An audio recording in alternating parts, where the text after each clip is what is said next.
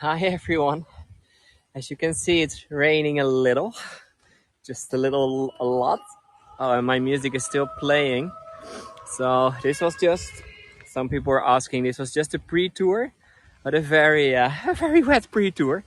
So we will start in about 20 seconds from now. So I'm, uh, I'm in a very wet Leiden at the moment. So, and I can also show you a picture of the weather app that I just got. I just got this weather. Let me show you. This is for the coming hour. This is, by the way, the most downloaded app in the Netherlands. You can see with the graph like how much rain we will get, and that will be a lot. That will really be a lot. And the rain is so much that even my phone is starting to play. It's not even. Okay, so I should put the hat or hood, yeah, but it will also get wet in the end. So everything will get wet because it's a lot of rain that is coming. So it's now, by the way, time. It's 7:15 p.m. over here. My name is Stefan. I'm now just thinking that I forgot to bring my earphones. So, or to get out of my backpack. So let me see, where do I have them? Do I have them nearby? Can you all hear me well?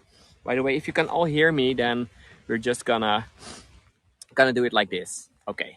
So, and I don't have an umbrella because then I don't have another hand anymore, and I sometimes need second hand to do things. So that's why I don't like to wear. Oh, wait, one moment. Okay, but so welcome to all of you in the city of Leiden, where I am today. And my name is Stefan. I am a guide on Hegel in both the Netherlands, but also in Belgium, by the way. And today I'm gonna take you to a very special place. By the way, the place where I have been living myself for about 5 years in total. Because I studied in this city. I studied in the city of Leiden, one of the most famous university cities.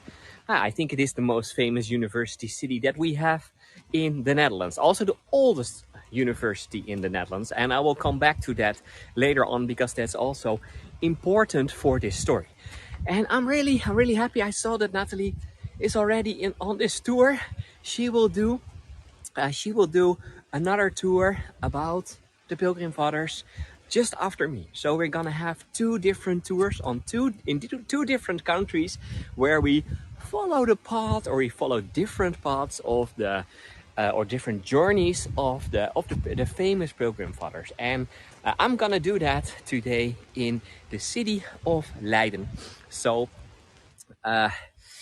it will be raining the coming hour, so I'm getting used to it already. If you are a guide in the Netherlands, then you have this sometimes. But I think this is the weather that also the pilgrims brought from the UK to Leiden and to the Netherlands. So, but let's see. Let me, Natalie. Hopefully for you it stays dry the rest of the time. So you sometimes have this if you're a guide in this part of the world. But let me first change the screen because I'm gonna tell you a lot of things in the coming hour, coming 50 minutes, something like that.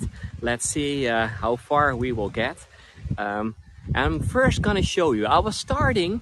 Maybe some of you were seeing the pre-tour, and in the pre-tour, I was starting in the heart of the city center of Leiden, and that is in the area just right from me. And you can see there is a sort of an old castle here on the side, and the castle is overlooking this very high church that is called, by the way, the Hooglandse Kerk. That means the Highland Church.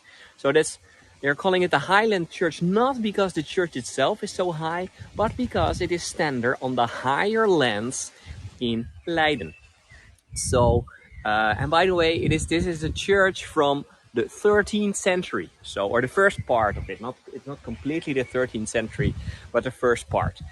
And I'm just going a little around because I want to take you a little into the history of the city where I am right now. So we're now looking at the thank you for all kind of rain protection. I didn't expect it that it be so wet, so I was thinking it will miss me. So I'm not that that prepared. No, but this is the entrance into the castle, and you can see there are two lions, and in the middle of the lions we see a sign with two different keys. These two different keys are the coat of arms of Leiden, already a very old coat of arms, and this coat of arms is named, by the way, after the other big church, and that's where we come later. That's called the Peter's Church. And if you know a little from the stories in the Bible, then you maybe also know that there was one man and he was getting the keys to heaven. And who was the one who was getting the keys to heaven? That was Peter. So, and the main church here in Leiden is named after him. And since that time, the city of Leiden has the coat of arms with two different keys.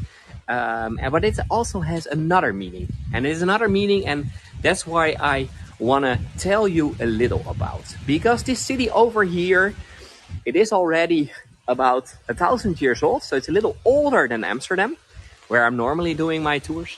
And it is basically started, as what you have with a lot of cities, it is started on the side of the river. But in this situation, or in the case of Leiden, it is started on the confluence of two different smaller rivers. And what I'm gonna do is I'm gonna show you a map, and I'm gonna show a map of Leiden in the around 1600. So the end of the 15th, start of the 16th century. Start of the 16th, 17th century.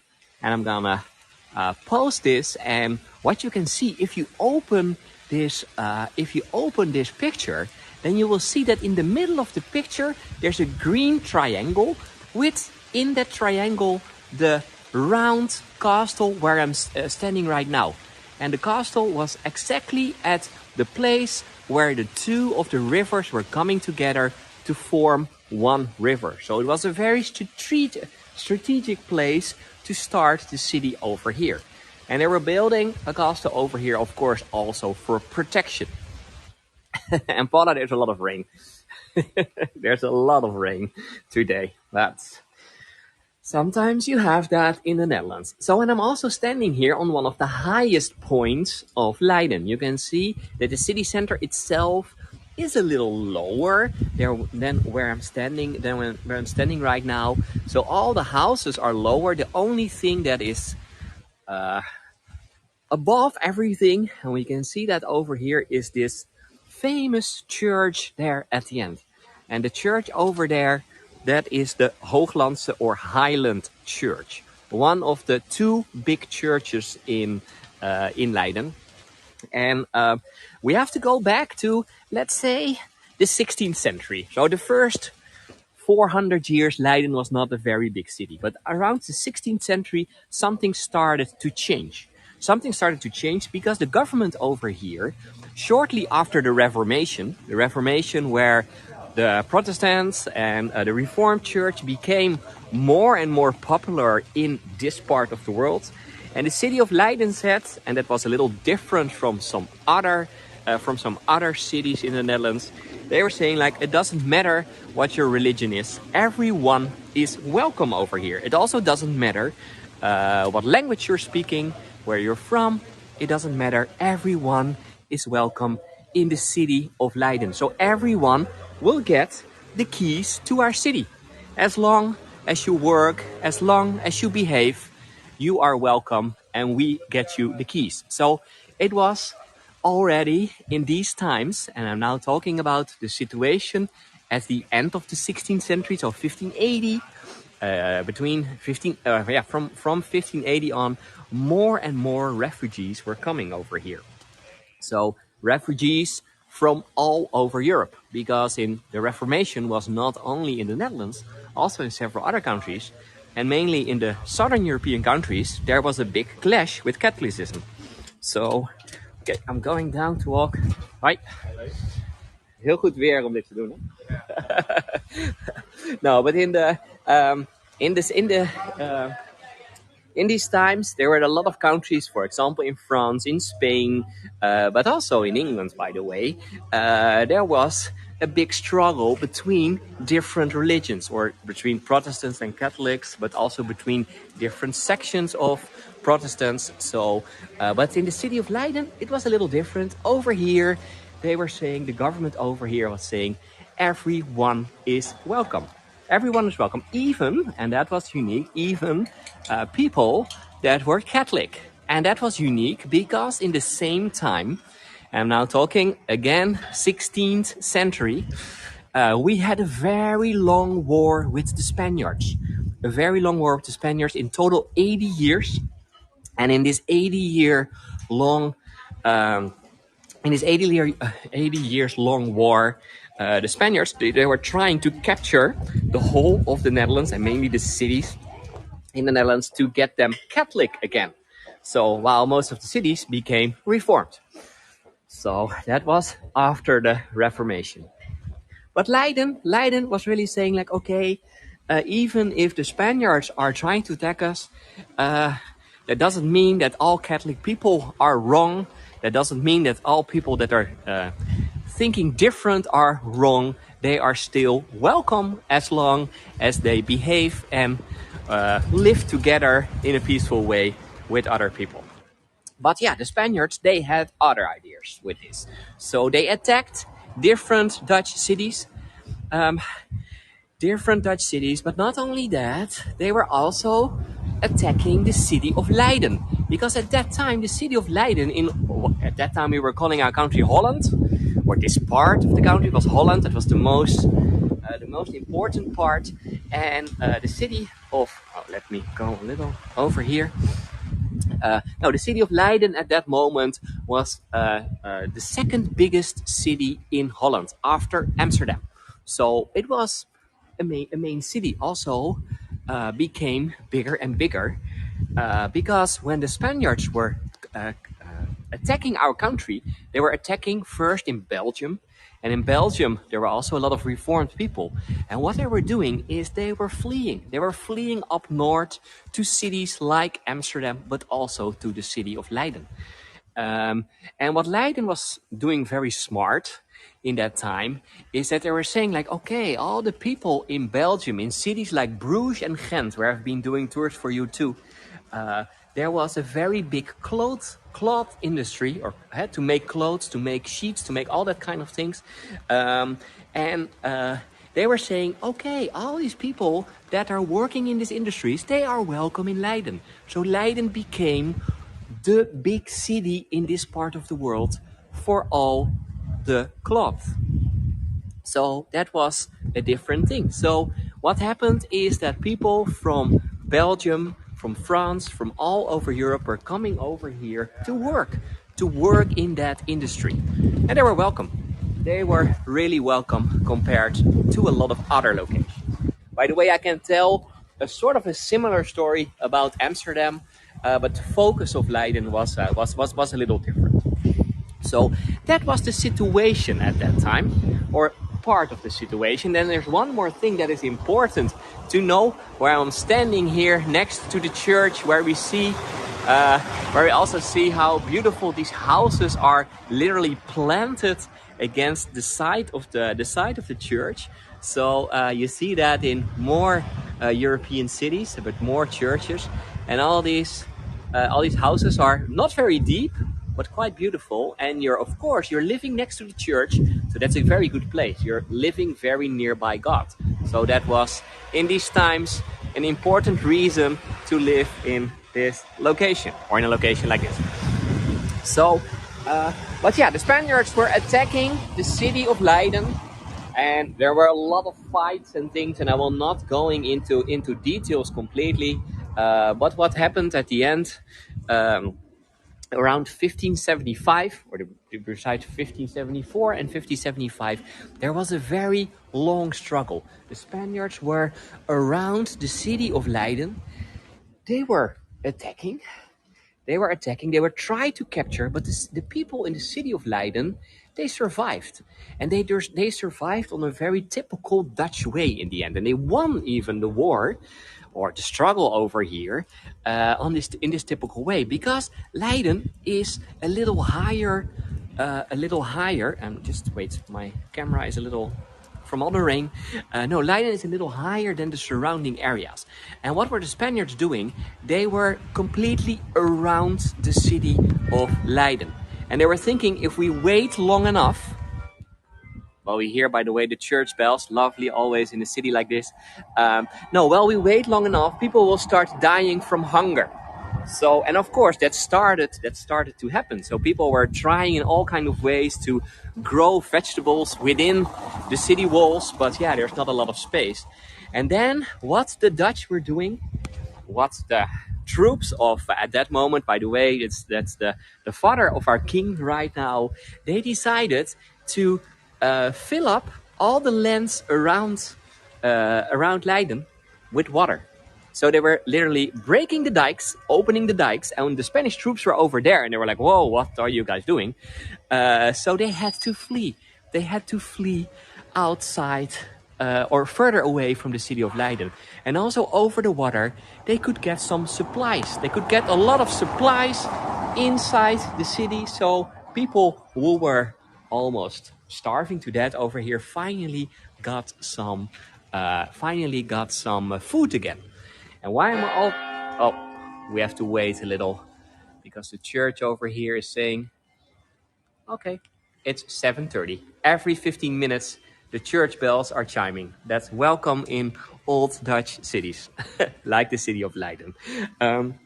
Okay, let's go back to the story. So after a long struggle, on October the 3rd, 1575, finally Leiden won the war against the Spaniards. And when the food was coming inside, they were starting with a very big celebration. And this big celebration is still the celebration that you have if you're coming to Leiden. On October the 3rd is the only city in the Netherlands where everyone in this city has a free day to celebrate October the 3rd that we won from the Spaniards. And then we're eating some things, and there's a parade and all that kind of things every year on October the 3rd. And this was 1575. 1575. As a present, and by the way, we're looking now at one of the houses from the medieval times. This is a 13th century house, and this is nowadays the Pilgrim Museum. So it is related, but the thing is that the pilgrims, some of them were living in this area, but I will go to an area where more of them were living, and more in the houses also from that time, because the houses over here or the one at the end at the right is a little older, but it was one of the last medieval houses that they could use as a location. Okay, let's go. And yeah, the greenery is also really nice. Now, what happened in 1575 after the people in Leiden won? They got a present. They got a present from William of Orange at that time, and he gave as a present a university. So, and what I said already before, the city of Leiden was full of refugees. Even nowadays, we are now more than 400 years later, even nowadays, about 75% of the people in Leiden is not Dutch. It's not really originally Dutch. So they have ancestors coming from England, coming from France, from Spain, from Belgium, from all over the world. Thank you, Trish, for this. And when we look at the very wet Leiden, the fish market over there at the end. So but we got the university, and also because the freedom of thought that was over here, in the combination with the university, it became one of these places in the Netherlands where also a lot of people were coming to. So there was a lot of work, there was industry, there was a university, there was freedom, a lot more freedom compared to a lot of other cities and places. So yeah, that was going around. And then I'm gonna take you to the other side of this. We see, by the way, the fish market over there. at the other side. So no, and I'm not going outside of the rain. That's it's not that much anymore. Maybe don't say that out loud, but no. But you see, we see the fish market. I'm gonna walk over there, then I can shelter for 1 minute or so. Not a lot more. Uh, no, but I have to go to the situation and wait. I just have to remove a little. Sorry for the. Everything is getting wet. Oh, this is better, I think. No, the situation. I have to go to England. To England at the end of the 16th century. Also, the Reformation was over there. And in England, we got the very famous state church, the English church or the Anglican church. And they were related to the state. And what happened in that time, that everyone who was not this is the river, by the way, Katie. This is one of the two rivers I was talking about before that were coming together. So the fish market on top of the river. That's a good location, I think. No, but in England at that time, there were some people that were starting to feel not very comfortable with the Anglican Church, and they were thinking we can do a little different way. We have different ways of thinking. We wanna change the religion a little, and they started their own. We in that time they were saying it's very extra extremist compared to the normal church. But they were starting to think, and more people were believing that that was the way to go. A lot more simple way, a lot more basic way, a lot more pure way. Some people are saying of. A lot more basic way of Protestantism. So, and I'm getting wet, yeah, but that's part of it. And it's also a beautiful city, I know. Well, we look, by the way, again at the fish market. You see 1825, and at the back part you see the tower, and that is the tower of the City Hall of Leiden, the newer parts. So, no, but so the. Oh wait. So a lot of people in England were starting with other types of religion or new variations of Protestantism, and that was not accepted. That was not accepted by the Anglican Church, and not accepted also by the king at that time. So they were persecuted. And they were first trying to go and start their communities in hidden places. But after a while, they were thinking we have to move. And I'm now talking about the time around 1605 until 1610. And of course, the news that in Leiden, that was a location or that was a place where you could come to, and that more like the Netherlands or the Holland in that time was a place where there was freedom of religion, or at least freedom for Protestants and for Reformed people. So they were thinking, let's go over here. So in 1609, hundreds of them were coming to the Netherlands because it was safer over here. Hundreds of them. And first they came to the city of Amsterdam, and already several months after that, they were moving to the city of Leiden because of what I was saying before, the university that's over here. And there's also another important thing, and we can also still see some of this. But Leiden also became the city of where they, by the way, one of the cities where they invented the press to print books, to print a lot more books. So, of course, if you are starting a new or a variation on a religion, and if you can publish that with a press, that is really a good way. So they were thinking, let's go to Leiden, and they were negotiating even with with the mayor at that time in Leiden. So,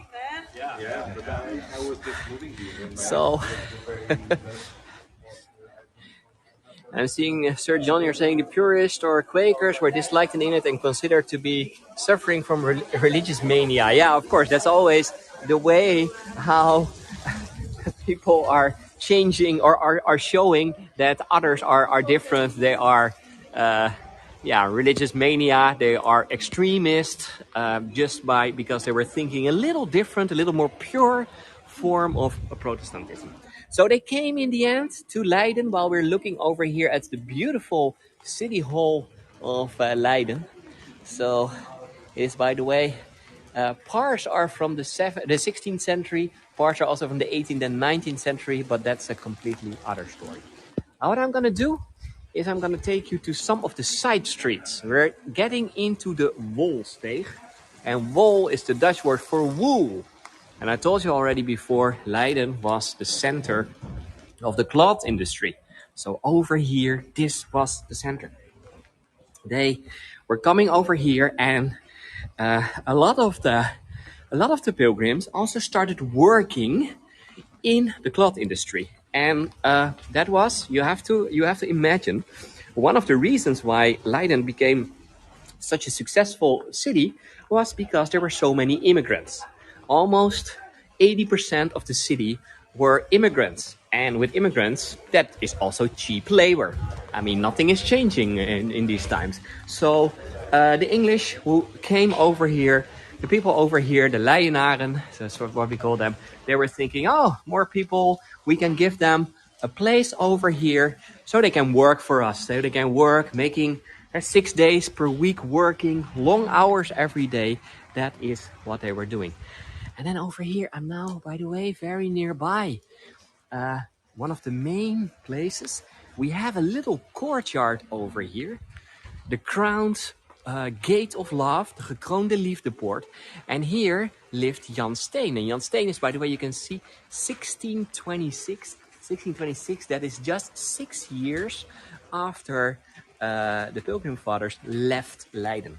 So it was in the same time. And not only Jan Steen, by the way. We can also talk about Rembrandt van Rijn. And Rembrandt van Rijn, he was born in the city of Leiden, not so far away from where I am right now, in 1606. So that's only 3 years before the Pilgrim Fathers came over here. So there is a possibility that Rembrandt van Rijn, when he was a kid, that he had some other kids he was playing with that were the kids of the refugees coming from England. And yes, I love the buildings. So, and of course there were also the Pilgrim Mothers. But yes, Joan, one of the things is, you're completely right. But in that time, everything was decided by the men. Sadly enough, so of course it was a very modern way of of Christianity, but not modern as what we think today is modern. And over here, by the way, this little courtyard was one of the locations where some of them were living. So in this little courtyard, and I don't know exactly. And this is not a beguinage. No, this is not a beguinage. These are just little houses at the back part of the church. We will see that later. And here next to it, now you can also see we have Eigenweg. That means it's private property. And we have the Pelgrimspoort. The Pilgrim's Gate is over here. And so the gate to one of the locations where the pilgrims were living.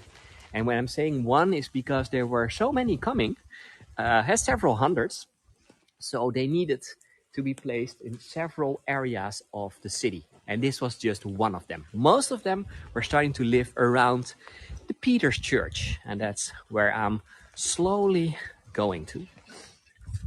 So, and yes, Sir John, you're completely right. So because I was also thinking the same. It's not only fathers, it's also mothers.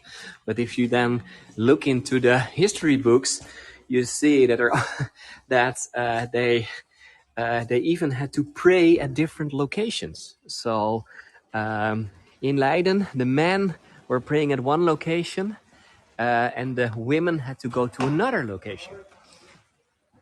So, okay, I'm just going into this street, and we can also see how beautiful it still is. But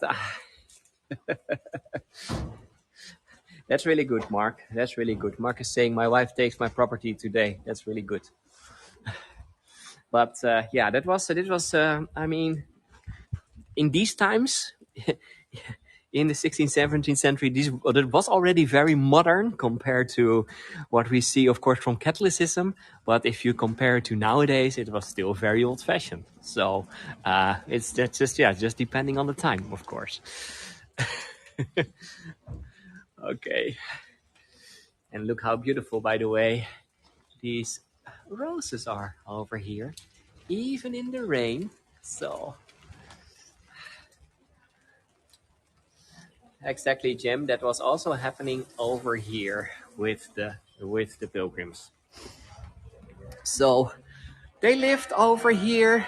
Oh, again, every 15 minutes we hear the church bells. And also, by the way, interesting thing is, I said already, Leiden is the city of the keys, and we see that everywhere. We see that everywhere. So, and that's true. Also true, Joan. Without the women, the men wouldn't have made it for sure. They would not.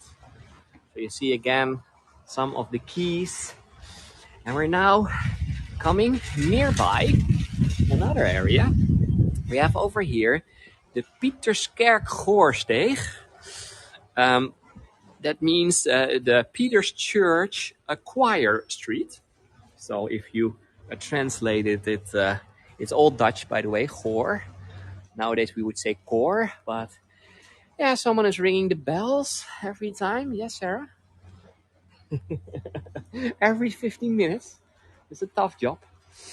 And I'm now getting into another side street. You see these narrow alleys? They're all very, very small, very narrow. But these were the places. Oh, it's not narrow. Okay. But these were the areas where the pilgrims were living in these times. And I'm going to show you that because there is at the end of the street an important place.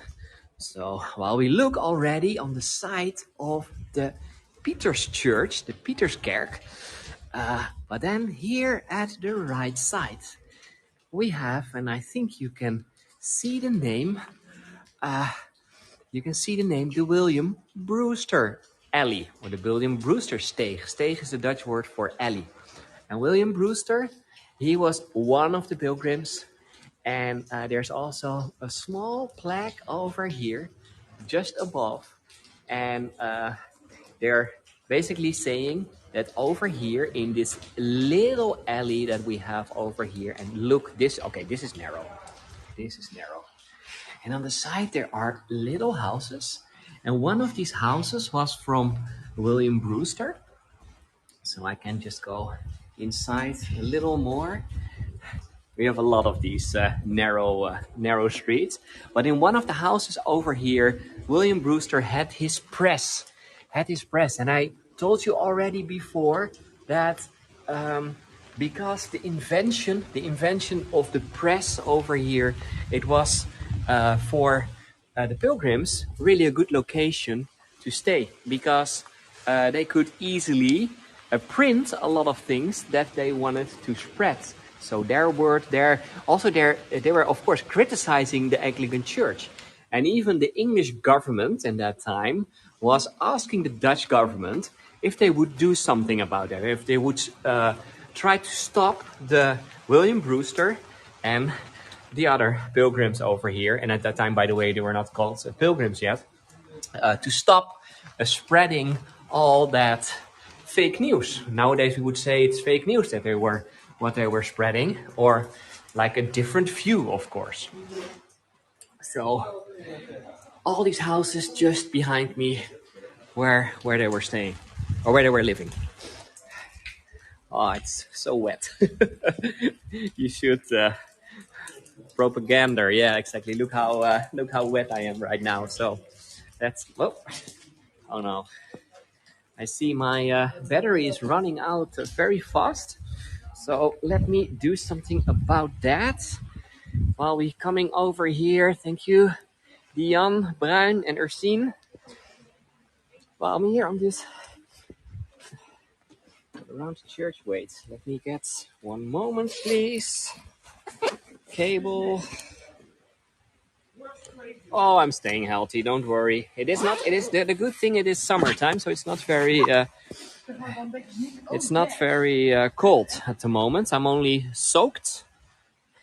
We have the same weather. Yeah, I said already before, Rona, that this is typically English weather. So when I'm oh wait one moment, when I'm talking about the English who are coming, they were immediately bringing their weather. Oh wait. Now my gimbal is starting to get its own life. That's sometimes happening when with this type of weather. Come on. Sorry, we're getting back. Yes, there we are. Okay, I am here. Let me jump to the latest. It's sunny here. Oh, Coral. Can we change? No, I'm here around the Peter's Church, and it's called at Peter's Kerkhof. And Kerkhof is it's the Dutch word. It's the Dutch word for graveyards. So, because in the old days, always around the church, that was the place of the graveyard. So, also over here. That's, by the way, one of the reasons. If we're looking at the car going down over there, it's going down a little. It is because the ground is here a little higher because of all the bodies that were buried over here. And if you're doing that long enough, after a while, the ground will go up. So, it's more rain. You can maybe see it. I mean, in a way, I love it with these little cobblestones. So, I'm literally walking on the dead. Yeah, I'm walking on the bodies over here. So, if you have constructions, if you sometimes have constructions around churches, so then they can find the old bones, etc. So, okay, I'm just walking over here. Let me see. I hope my phone is now charging. But over here at the site, I was telling you already before about all the places where they were printing books, where there all the. So this is one of these locations. Over here is one of the oldest places in Leiden where you can where you can buy books. It is still over here, and it's one of the oldest places. Like, ooh, it's so wet. It's unbelievably wet. And then here we have the Peter's Church. And most of the pilgrims were living in the little streets around the Peter's Church. But the Peter's Church was also, after the Reformation, a Protestant church. So, but at the same time, or in these times, churches were not only important not only important for the masses, but also as a sort of a place where a lot of people were congregating, were coming together. So that was also with the pilgrims. So they were all coming together over here, but they were not going to the mass, and they also didn't have their masses in this church. They were not allowed to do that because it was a different church. So, and we were not that liberal in these times. So, but yeah, a lot of them were coming over here, and even, and I can show you that, even one of the most important pilgrims is playing over here. Okay, I'm going to the plaque over here on the side. So, and I'm coming here on the side, and we can see the Mayflower 1620 in memory of John Robinson. And he was the pastor of the English church worshipping. I'm just now reading what it's saying. Over against this spot between 1609 and 1625. So he was really the one who was really inspiring the pilgrims. He was living also over here. I'll show you later the location where he lived. And he was the most important man in their community at that time. But he decided, by the way, not to take the ship to the new world in the end. So, but he stayed over here in Leiden, and the other ones stayed here for. Now you can see it. They were coming over here in 1609, and they were leaving. They were leaving the Netherlands in 1620. So, and over here we have another plaque, and it is saying, I don't know if you can read it, but during the Pilgrim Fathers Leiden exile, more than 30 family members died. Many were buried in the Pieterskerk, and by the way, or around the Pieterskerk, along with their Leiden neighbors. So for the people over here, it didn't it didn't matter. So they were still allowed to be buried over here. So, for example, Thomas Brewster's wife and children are buried over here together with a lot of others. And you can see all of them: John Reynolds, John Robinsons, John Spooner. John was even in these times, a very famous name, I can see. No, a lot of them were buried over here in this in this church or around the church. So, but yeah, in 1620, or something changed. Something changed in we came in the 17th century. I told you before already that. Oh, let's clean it again. The things changed over here because the war with the Spaniards started again. And the Spaniards, still very Catholic, wanted to try to get to capture the Netherlands again. So the Pilgrims were thinking, maybe it's not the best time to stay in the Netherlands anymore. But not only that, there were other things. Also, they have been working here for 11 years. A lot of them in the cloth industry. And wait, let me see if I can. It's so wet now that I cannot get it completely dry anymore. No, but a lot of them were working here. No, all of them were working over here. Even the kids for 11 years, and for 11 years they were working 6 days a week in the cloth industry, or most of them in the cloth industry. So they didn't even have time to work on their community. And at the same time, they were getting kids. And they were growing up over here. And of course, their parents were still speaking English to each other. But the kids were growing up over here in another society, in a society where we are speaking Dutch. So more and more, they were integrating in the Dutch society. So in 1620, a group of them, by the way, not all of them, but a group of them decided that they did not want to stay in the Netherlands anymore. And they heard a lot of stories about the New World, where some other groups already arrived, and they were thinking it is maybe time to go. So about 45 of them. It's always a little hard to know it exactly, because we know it exactly, but not every one of them in the end survived also. So what they did is they left Leiden, and I'm gonna show you some pictures soon. No, they left Leiden, moved a little south alongside the Vliet River, and at the end of the Vliet River you have the other Dutch city of Delft. And Delft had their own harbor named Delfshaven. It's, by the way, now an area in Rotterdam. And they left.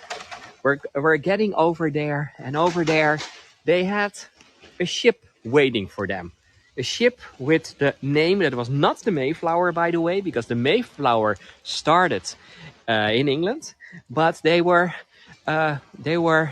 boarding another ship named the Speedwell. The Speedwell, that was the ship that was taking them from Delfshaven back yeah, back for of course not for all of them, because some of them were born over here, but most of them was taking them back in the end to uh, uh, sorry, to England. So the Speedwell. I was making fun already earlier this week that we can maybe better call this ship the leak well, because it was leaking the whole time. So it was not the best ship. But originally the idea was also that the Speedwell was getting together with the Mayflower to the New World, but in the end, the quality of the ship was not good enough to make the travel to Plymouth. Uh, no, yeah. So they had to leave it behind. But that's another story. That's for another time.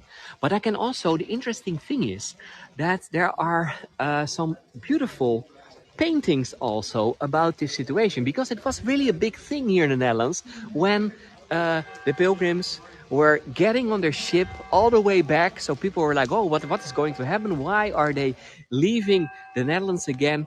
And there is, let me see, over here, there is a famous painting that is now, by the way, hanging in the capital. So what we see over here are the first people that are, if you're opening the picture that I'm now sharing, you see a group of men and women, by the way, sitting all around each other. And at the side, the left side, you can see that there's a rainbow. And the rainbow is showing that there was hope, a new hope for them, a new future. And they're sitting all together in the middle. They have and they're, of course, they're still reading to each other, but they were preparing on the big voyage, first to England and of course later on to the New World. And but this is the ship this is the Speedwell that started in Delfshaven and made the way over the channel to England. And I know that this is in the capital in the US. So because last year, that's interesting, I wasn't even realizing that. But not so long ago, we had a situation, and I saw this picture. I've seen it in a lot of media. So here you see where it's hanging. So this was on the, what was it, the 6th of January 2021. So not so long ago, you see all these soldiers in the capital in Washington D.C. But it's the same painting that we see hanging there on the wall. So this was in all our newspapers, and I was never realizing that it's showing. Is, by the way, there are 6 of these big paintings over there, and this is the one that is showing how the pilgrims were boarding their ships in Delfshaven at the start of their journey. So, and yeah, it's very symbolic for sure. And let me see. And the interesting thing is that this painting is also used a lot more. And there's even oh, that's, I see already, Stephen. I also, from others, I saw that you were sharing that you were that your ancestors were maybe in Leiden or maybe in one of the pilgrims. That's unbelievable to think of how many people in the U.S. were originally related to that small group in the end of people that were all over here. But a little back to that beautiful painting of the Speedwell. And by the way, if you are looking better at the first picture that I was sharing, it's now a little further already, but you can maybe even see. I'm posting it again now. On the bottom of you see some armor laying over there. That's protecting them for the tough travel that they have to make. But you can see over there that there's the Speedwell is even signed on the bottom of the picture. But later on, it is even used for, and I'm going to show you this billiard. Look at this. I didn't know that. I never knew that there were $10,000 billiards. There have been. Nowadays, there are only 5 left. There are only 5 left of them. So if you have one, most probably it's worth even more than $10,000. But it's beautiful, and they use the same painting for this $10,000 bill yet. So I was just seeing that when I was doing some research about it. So, um, yeah, Natalie, that's a nice one. I would love to have that in my personal collection. Maybe to start my personal collection because I don't have it yet. So, but in the end, what they're saying is that there are about 25 million Americans that are related to the Pilgrims. And I mean, not all the Pilgrims were originally from did not live in Leiden. That's only part of them. But yeah, a very important part.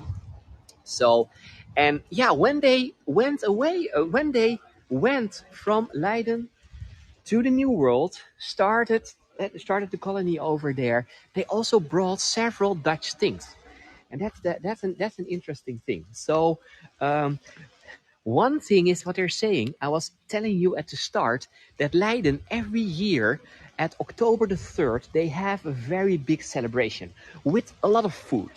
Food because the people were starving here after such a long war, and then finally they had food again.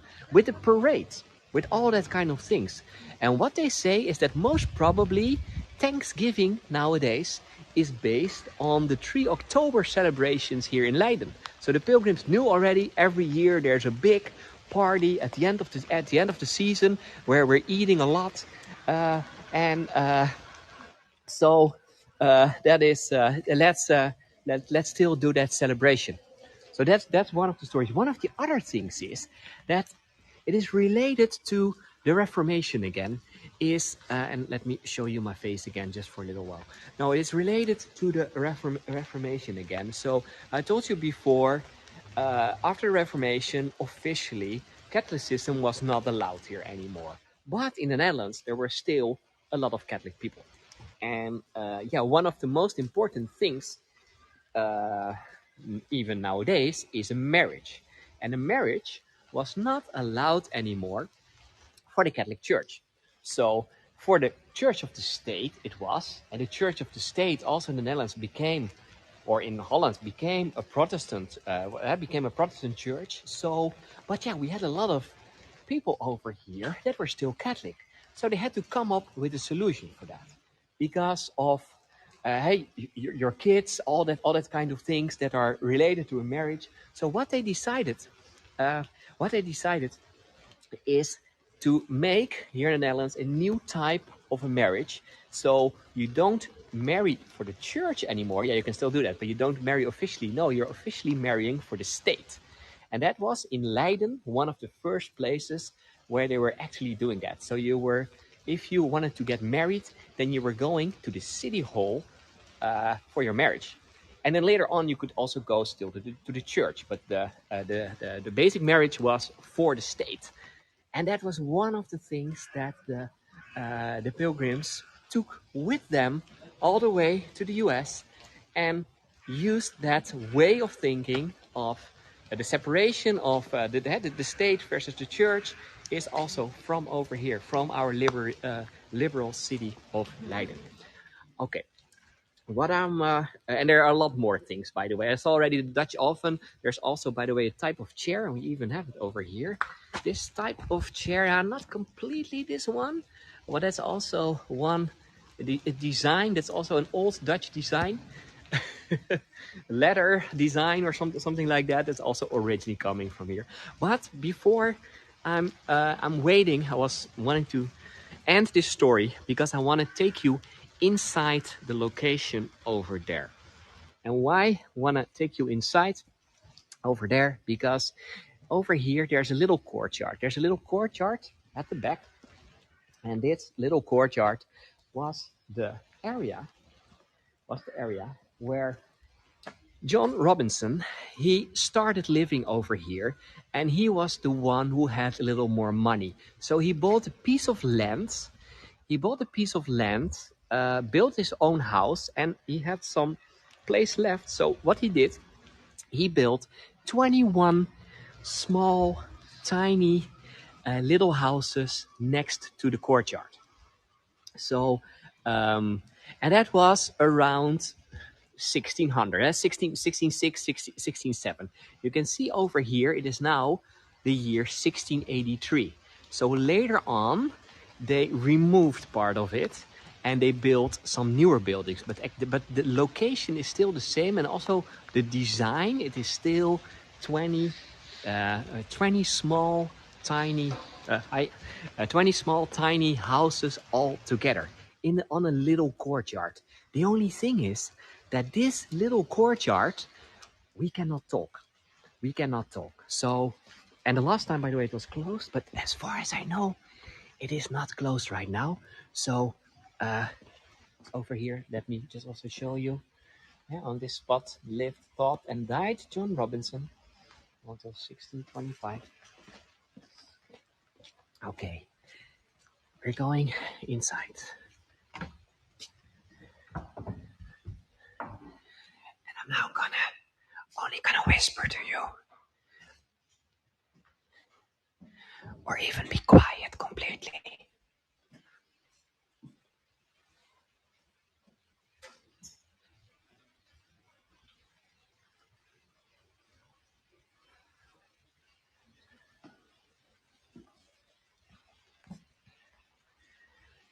So look. Sorry, Natalie. But you can see over here all these little houses. Number 1, number 2, number 3. In total, there are 21 altogether. On a lovely little courtyard.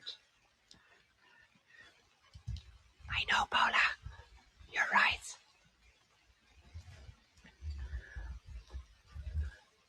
But it's so wonderful over here to walk.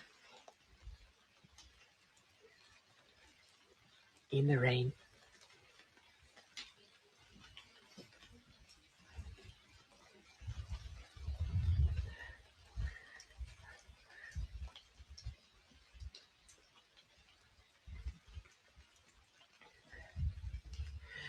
So in total, 21 of the Pilgrim families lived over here on this terrain. And the house of the big house was at the end. That's not here nowadays anymore. But the little houses are still there. And it's beautiful, isn't it? Next to the church, we can see the church above.